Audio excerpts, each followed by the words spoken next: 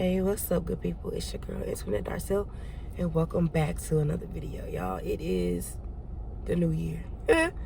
Today is actually January 30th, 2025. Okay? And I'm just sitting here in the car at the lake, just thinking. I'm at the lake, just thinking, just all the things.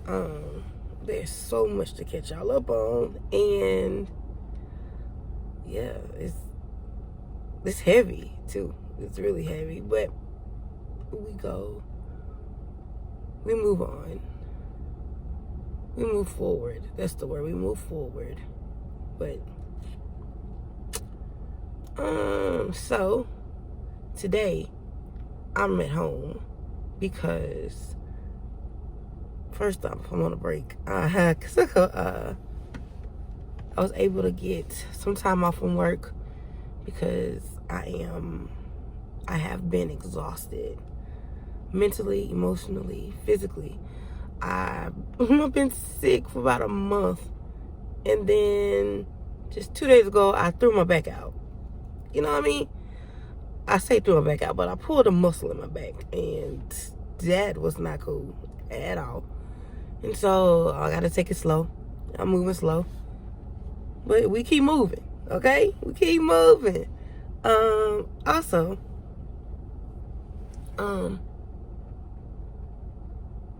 yeah, just dealing with a lot mentally and emotionally. As I say that,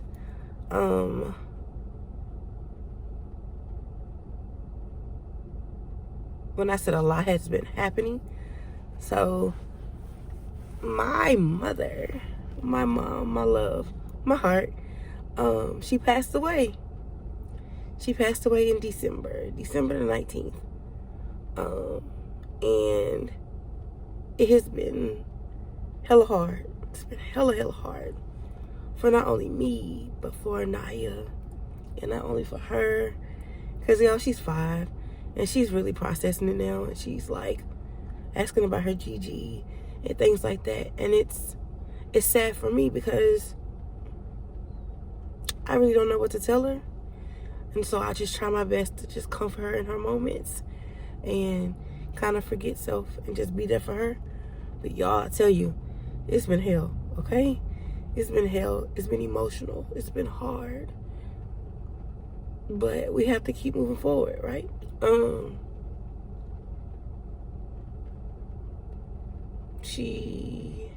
When my mom died, like, it was, hold on, I got a cough, and it hurts my back. Okay, so then, yeah, my back hurts so bad. We ain't gonna talk about it right now. We're just gonna keep talking about my mother, my mommy. Y'all, the night before she passed, I say that she got to talk to each one of us, my sister, my brother, me, and Anaya. And she told us all she loved us and everything. And like, y'all, I kid you not, it was weird. It was weird. So she passed away. Well, she told everybody she loved us, and you know, everybody was kiki and haha. So that night, you know, they said she went to sleep, but at like 2 o'clock in the morning, yo, I was not feeling good. Between 2 and 4 o'clock in the morning, I was just feeling like, what the world? Like, I was like feeling sick. I was like, what is happening? Like, what? But got on up through the day. And when I got up, I was like, okay, I'm up. We're gonna get together tonight. We gotta go to school. We're gonna have a good day. You know, we sung our good day song. I'm still feeling like, ooh, so I'm just like, I don't know, we're gonna keep it moving. Still sung my song and got her to school. I got to work. And I was at work, y'all. I was at work. And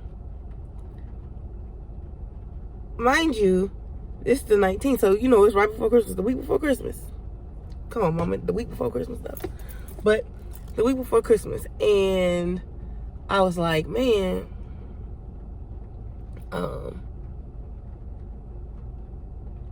I was able to buy a nice bike for Christmas. I was excited. I was so excited. I was able to buy her bike for Christmas. And I called my mom. I do owe her. And she didn't answer. So for me, I'm just like, okay, well, you know, she busy or whatever.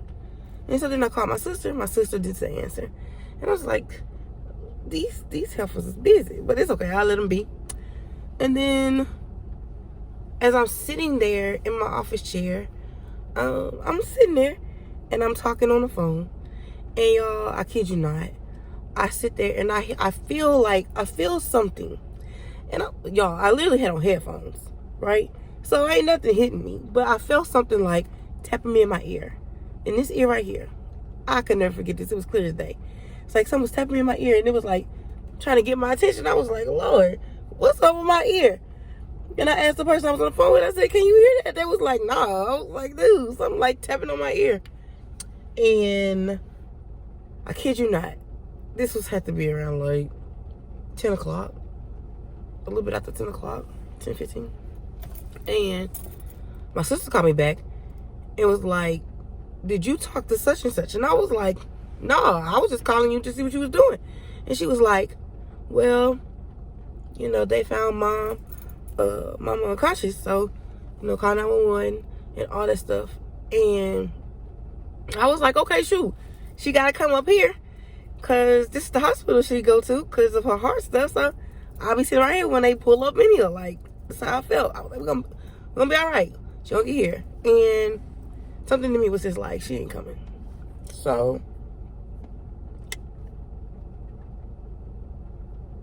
I told my sister, I'm gonna call you back. And I was like, okay. And I ended up telling my friend, I was like, hey, I said, something's going on with my mama.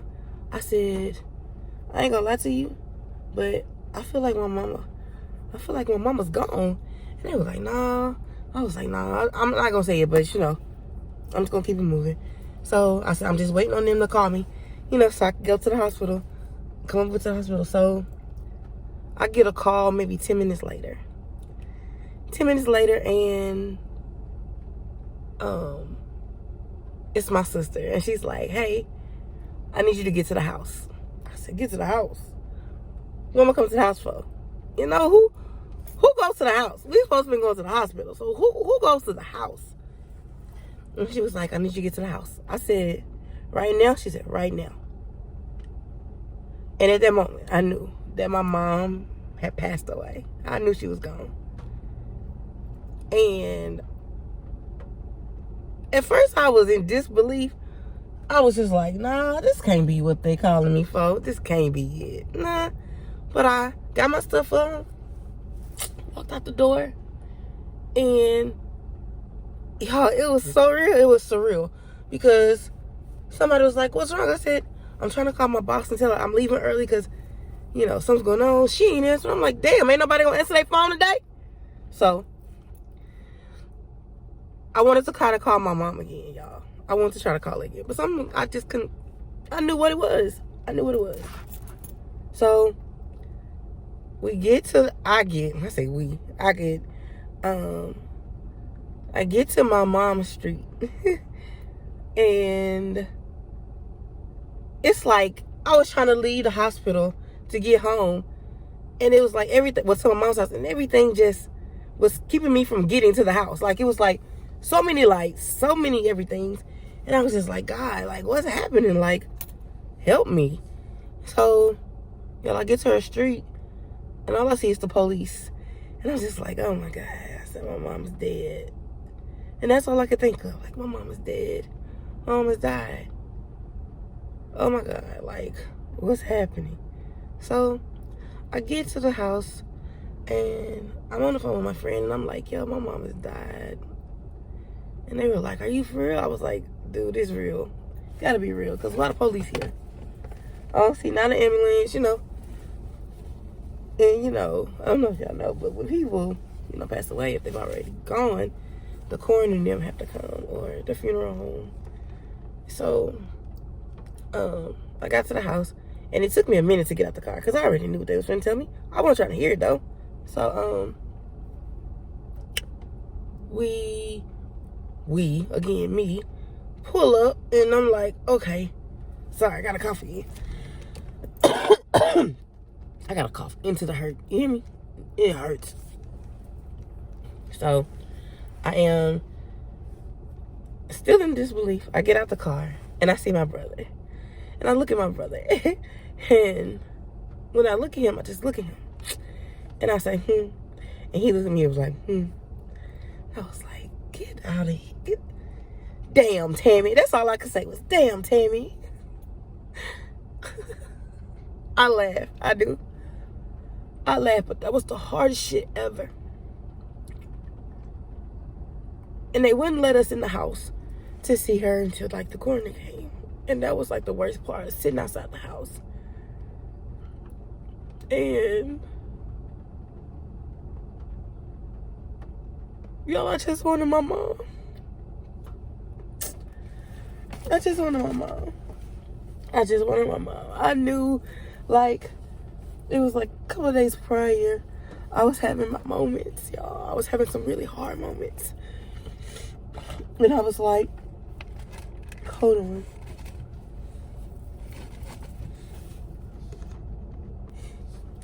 And so it was like, you know, a couple of nights I was having some hard moments. And I was like, I just want to go to my mom's house and lay under my mom.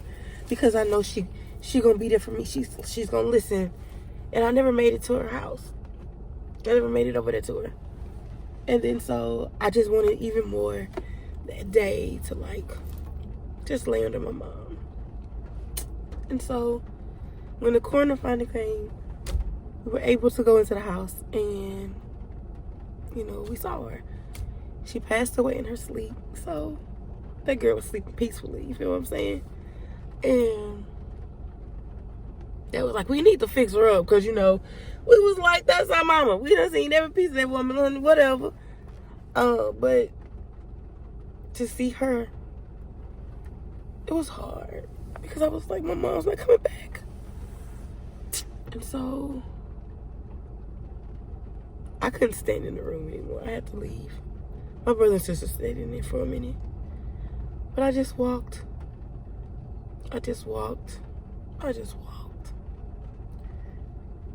And I wasn't intending to tell y'all this whole story, but that's the story. And my mom had been dealing with so much stuff, y'all. Like, so much health stuff. But that was one strong woman. She was one strong woman. And she was my hero. And I never got to tell her that. But it was also things that, you know, I don't know if people understand that when grief happens or when death happens, you go into that whole side of, I could have been a better child. I could have been a better daughter to her. And I did. I went into all of that. And I've struggled with that even now. Like, it's different things. I'm like, dang, I could have did more of this for my mom, or I could have did more of this. And I'm like, yo, you can't beat yourself up. Like, quit beating yourself up. More like other people are telling me don't beat myself up. But y'all, it's real. The guilt is real. And this is where I've been when I say I've been emotionally and mentally just all over the place. But I just keep telling myself I gotta continue to stay in my right mind. Before my mom even died, it was like weeks before she passed away, she told me, she was like, baby, I need you to get out of this depression. I need you to get out of feeling like you can't do it. I need you to live. I need you to live. And I was just like, Mom, I'm trying. She was like, I need you to try a little harder. I need you to live. I need you to live for yourself and that little girl. I need y'all to take trips. I need y'all to go do things. And this is everything she's telling me. And I'm just like, okay, Ma, but she was like, I just need you to do it. I just need you to live. And I was like, okay, Mom. Like, I'm gonna live. Like, I'm gonna get out of it.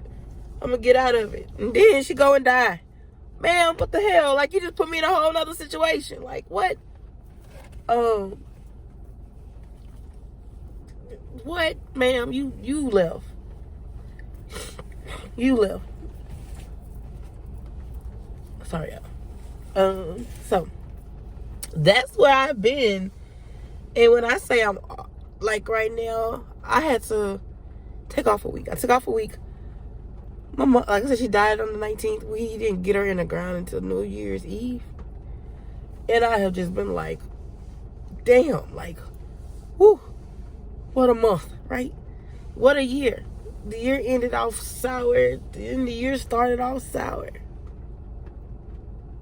Oh, the year started off sour with the world. You know what I mean? The world is sour. But, hold on. Got a cough again. Got a cough in the vein.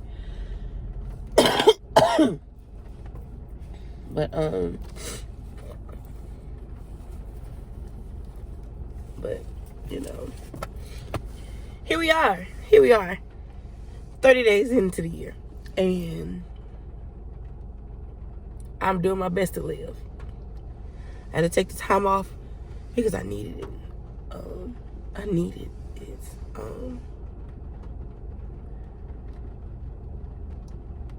But yeah, that's just where I've been, what's been going on. And I kind of wanted to share it. Well, I said kind of. I wanted to share it just to start this thing off. We're trying to start off heavy, but this is where we are. This is where we are. But at the end of the day,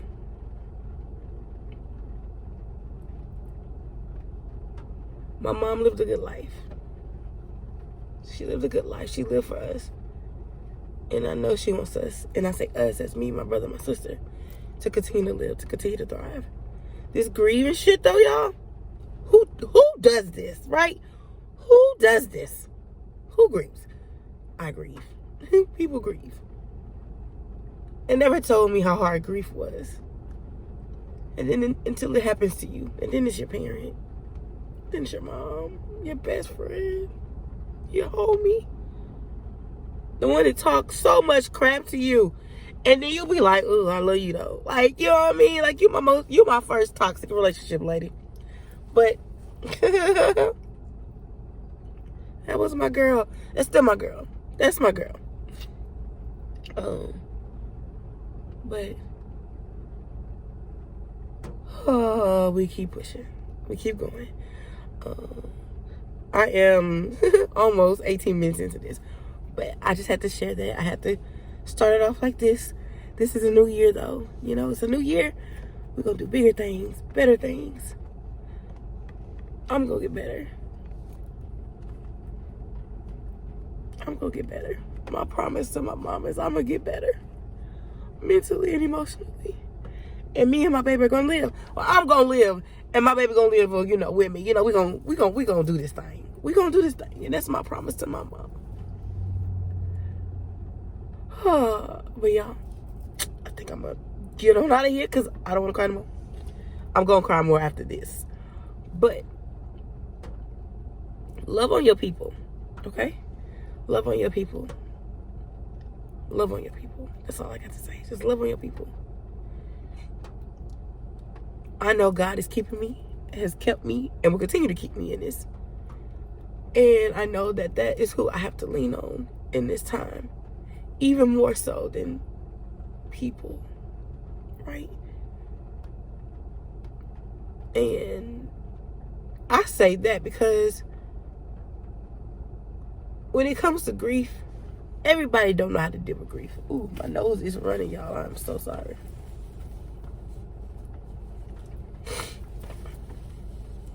Everybody does not know how to deal with grief. Everybody does not know how to deal with you know, your situation.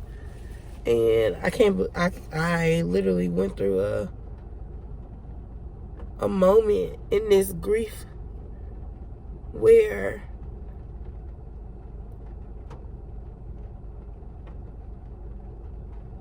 I felt like I was alone in it because nobody understood it. They still wouldn't understand where I'm coming from. You know what I mean? But I found myself having to apologize to people because what I felt like showing up for me in this time is really not how everybody can show up for you. Please know and give people grace and still love them because everybody don't know how to be there for you in times of grief. Sometimes people can show up for you, literally in your face. Sometimes people can be a phone call away. Sometimes people just kind of stand up because they don't know what to do because they've never felt this or dealt with it. So I just say, just give people grace. still love on your people, your friends. And just know that God will send you who you need in those times where you feel like you're all alone. In those times where you feel like no one's there, God will send you exactly who and what you need. Because everybody can't be around you in your grieving time. No, it's not possible. And just know that God cares and God loves you. And whatever you're going through. So just take it to God. Just talk to him. He's there. He's waiting. I say that as I'm saying it to myself. He's waiting on you. Just go talk to him. But that's been hard too. Let's be real. Let's be transparent. That's been hard too.